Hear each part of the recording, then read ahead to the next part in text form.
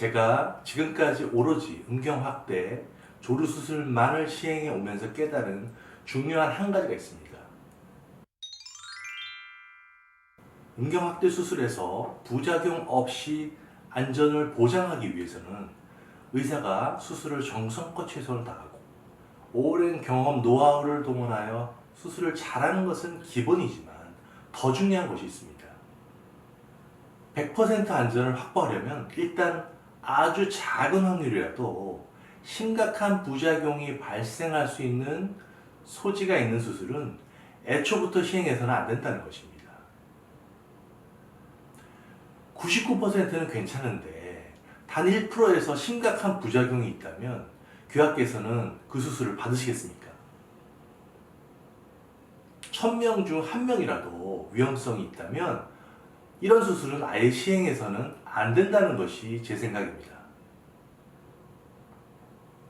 사실 많은 남성의원 비뇨기과에서는 환자 유치 광고에만 도움이 되는 더 크게, 더 싸게, 더 간단히 라는 구호를 무리하게 적용하기 위해 1%의 위험을 간과하는 경우가 적지 않아 저는 걱정스럽게 생각합니다.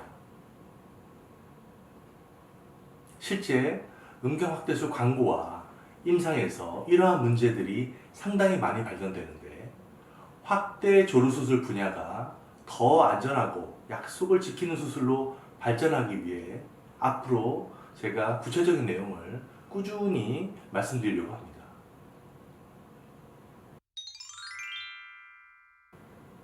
오늘은 귀두라는 조직의 특성과 귀두 확대술이 부작용 없이 어디까지 가능한지에 대해 말씀드리려고 합니다.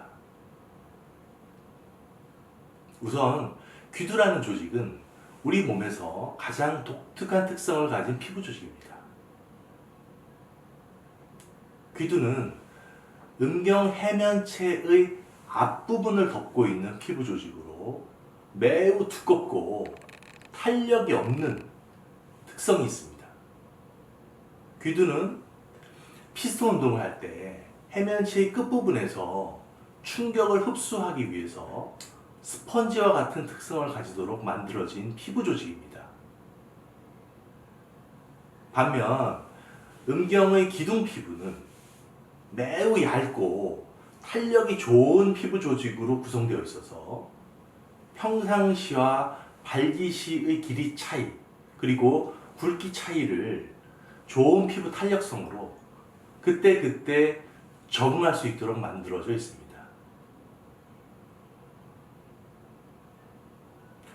음경 굵기 확대의 경우에는 음경 피부의 아래쪽에 확대 재료를 넣게 되면 피부가 쉽게 늘어나면서 확대 효과를 볼 수 있습니다.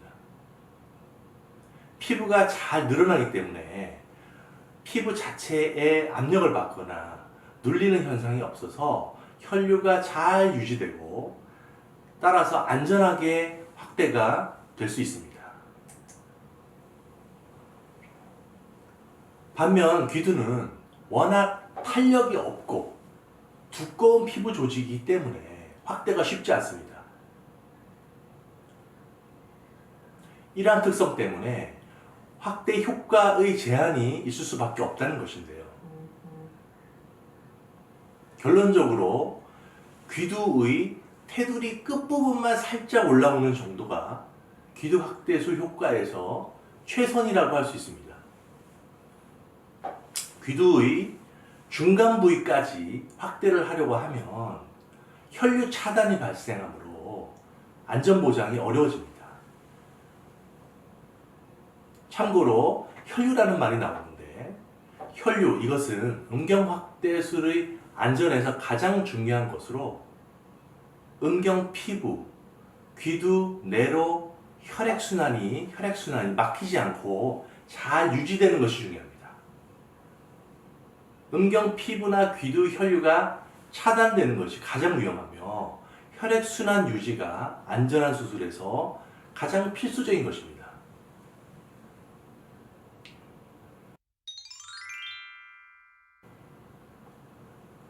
확대 수술을 원하는 사람들 중에 일부는 음경 몸통 굵기뿐 아니라 커다란 귀두 확대를 원하게 되고, 이 때문에 환자 유치를 하기 위해서 비뇨기과나 남성의원에서 무리하게 귀두 확대술을 진행하는 경우가 많습니다. 아주 바람직하지 않은 현상입니다. 필러 주사, 지방 주사, 진피 분말 주사 모두 거의 비슷한 성질을 가지게 되는데, 이러한 주사 방식을 저는 좋아하지 않습니다. 그 이유 중 하나가 귀두에 어떤 방식으로 주입을 하게 되면 귀두의 표면층을 따라 얕게 주사하는 경우가 많은데, 결국 겉으로 주사된 것이 비쳐 보이면서 누가 봐도 수술한 티가 나게 됩니다. 이 자국은 제거가 불가능합니다. 아무리 흡수율을 줄이려고 해도 3분의 2 이상은 흡수가 되므로 흡수된 후에 남는 울퉁불퉁함은 오히려 스트레스가 되는 경우가 많습니다. 주사액을 귀두 깊은 곳에 주사하려고 하면 확대 효과가 거의 없어지게 됩니다. 두꺼운 귀두의 중간 조직에 무리한 힘으로 주사액을 억지로 주입하게 되면 조직 내의 모세혈관이 눌리게 되면서 확률적으로는 드물지만 귀두 괴사가 발생할 수 있습니다.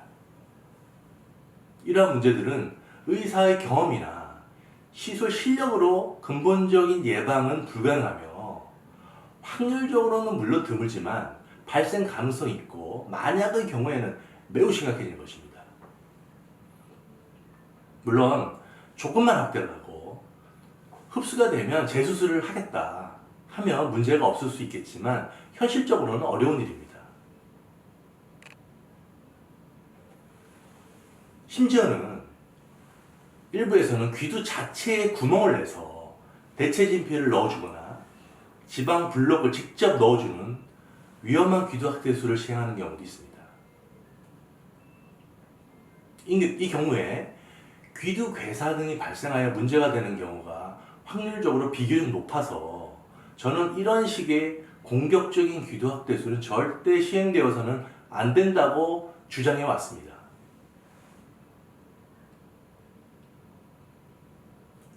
이전 영상에서도 말씀드렸지만 유독 음경확대술은 다른 사람들에게 피드백이 잘 되지 않는 분야이기 때문에 무리한 수술 효과를 광고하는 경우가 많아서 개인적으로는 무척 걱정스럽습니다. 확대 수술을 바라는 사람들은 누구나 더 큰 효과를 얻고 싶은 것은 당연합니다. 의사 또한 더 크게 해준다고 해야 환자 유치 광고에 도움이 되겠지만, 막상 무리한 광고를 보고 수술한 환자들의 기대치를 충족시키려면 의사가 무리한 수술을 진행하게 되고 심각한 부작용을 만들어낼 가능성이 커지는 것입니다. 귀두 확대술을 100% 안전하고 자연스럽게 할 수 있다면 모든 비뇨기과 의사가 그렇게 하겠지만, 귀두의 특성상 아무리 의사가 정성을 들이고 수술 경험이 많아도 귀두 확대를 20, 30% 이상 크게 하는 것은 위험한 모험적인 수술입니다. 제가 복합 음경 확대 수술을 17년간 8,000명 이상을 시행하면서 내린 결론은 귀두 확대술은 단독으로 시행하는 것은 적절치 않고 음경 몸통 굵기 확대술의 부속 수술 정도로 동시에 시행하는 것이 바람직하다는 것입니다. 이때 귀두 확대술은 귀두의 테두리 끝부분에 귀두 조직과 백막 사이의 공간에 띠 모양으로 넣어주게 됩니다. 진피를 넣어줍니다. 결국 귀두의 테두리 끝만 살짝 올라오는 정도로 해주는 것이 100% 안전하면서 최대로 할 수 있는 것입니다. 이 수술의 목적은 음경 몸통 굵기 확대를 했을 때 귀두 부분과 음경 몸통의 연결을 자연스럽게 해주는 것입니다.